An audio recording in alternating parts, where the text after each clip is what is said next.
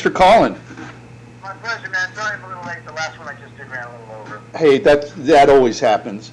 So tell me about getting on the movie Stagecoach, the Texas Jack story. You know, all throughout the movie, I kept wondering, how does Sid survive? Because it's just like you were in these situations where I was sure you were dead, but then you're back again.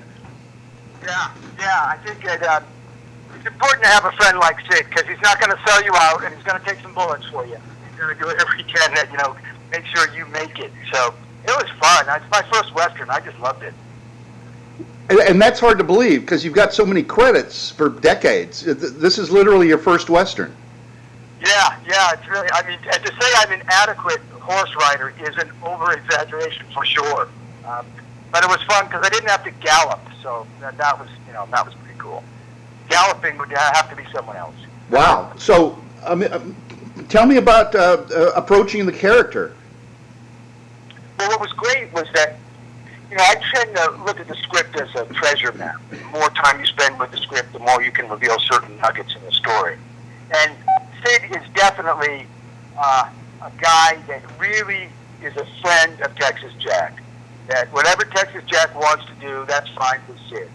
And I was helped in all that by Trace, because Trace Adkins is such a good guy. He's easy to get along with, very professional, very pleasant, has great stories, and so it was easy for me to, and the story wants that, is for me to like him, enjoy time with him, and it was easy to do that. And that made the whole character of Sid fun, and Sid's brings a little levity to the situation. He's definitely a three-dimensional character in a story that sometimes is filled with two-dimensional characters. The Western genre pretty much has the clear white hat and black hat, whereas this whole story is really not what it seems. Black hat is maybe the white hat is maybe the black hat. That was cool. Was it a hard shoot? Well, we had very little time to shoot the whole thing. We had 11 shooting days, which is kind of crazy. But what that means is that first week we had 4 Stagecoach robberies to do in 1 week. And what it meant was that the cinematographer had to be fast, and he was. It meant that the director had to know what he wanted, and he did. And it meant that all of us had to show up ready, and we did to the best of our ability.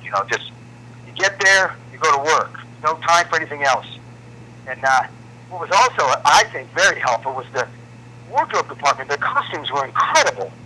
So when you get all geared up, it's like you look in the mirror and you go, man, let's shoot this. It was fun.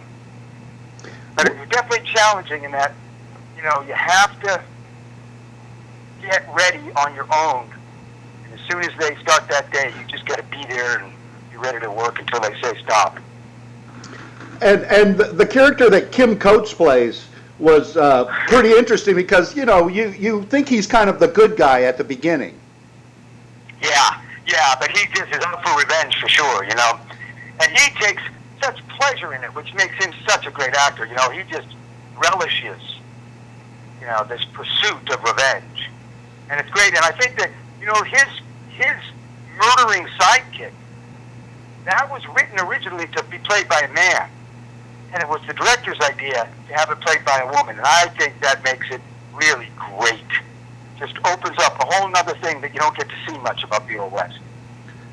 That was something that caught my eye for sure. Yeah, because, you got to know, other than like Annie Oakley, have we heard of any woman, really, who fires a gun? Not much, but of course women did.